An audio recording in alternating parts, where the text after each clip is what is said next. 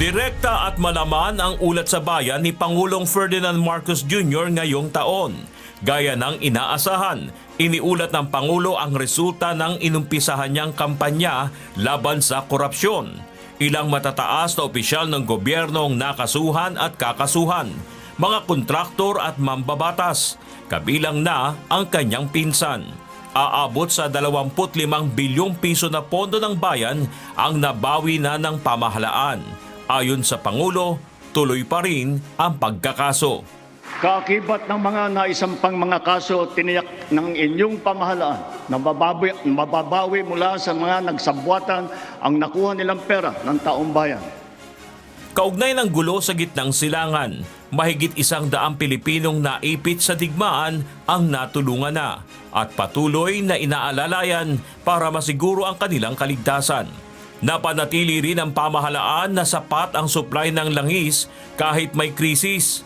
Sinabi ng Pangulo na hindi na dapat maantala ang mga reforma sa transportasyon na siyang pisto ng ating ekonomiya.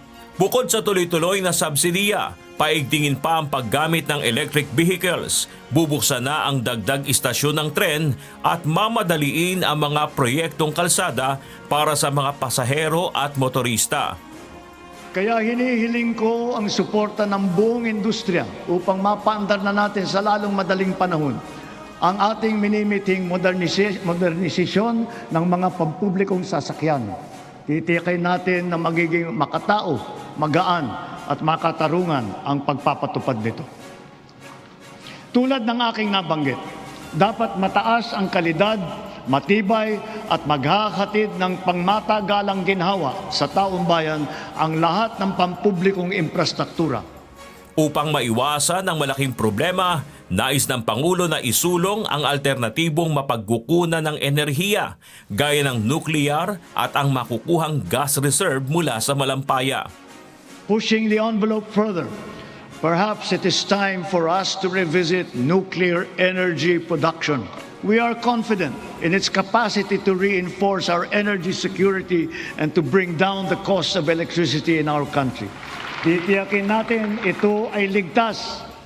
Iginiit ng Pangulo na panahon na upang alisin ang systems loss sa mga bayarin ng mga consumer sa kuryente. Magpatupad ng tax amnesty at wag nang singilin ng buwis kung 350,000 pesos lang naman kada taon ang kita. At alisin na rin ang buwis sa maliliit na negosyo.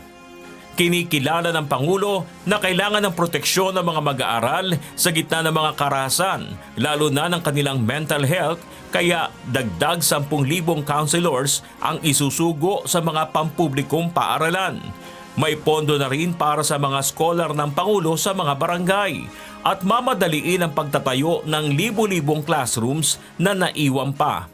Tuloy rin ang tulong medikal ng pamahalaan at hindi na kailangang pumila pa ng mahaba o magmakaawa para makakuha ng serbisyong medikal. Marami na ang ospital na sakop nito. Mas pinadali pa ang proseso. 2 na lang ang requirement. Wala na ring GL. Kaya hindi na kailangan pumila o magmakaawa pa sa sino mang politiko.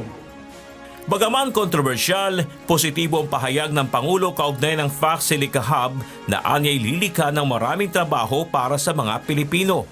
The Pax Silica Industrial Hub will create an ecosystem that will have AI at its core. It will bring quality jobs to our people, accelerate our industrial competitiveness, and revitalize our economy. As a strategic component of the Luzon Economic Corridor, the hub will be an advanced manufacturing and logistics center in the global AI and technology value chain. Higit sa lahat, hindi binaliwala ng Pangulo ang panghahamak sa mga Pilipino sa pamamagitan ng pagbibigay diin sa ating karapatan sa ilalim ng Arbitral Award. This is not a claim that we advance alone, nor is it one that we will abandon. Your government will do all that is necessary to continue upholding this award, utilizing every peaceful and legal means available to the Republic against any attempt, foreign or domestic, to undermine this achievement. Giit nito sa mga mapang-insulto, walang susuko at mananatili ang patriotismo ng mga Pilipino. let me remind our friends and our detractors, Filipinos are a noble, kind, gracious, and great race. We are not greedy, we are not racists, we are not liars. Bernard Dadis humahataw sa balita ngayon.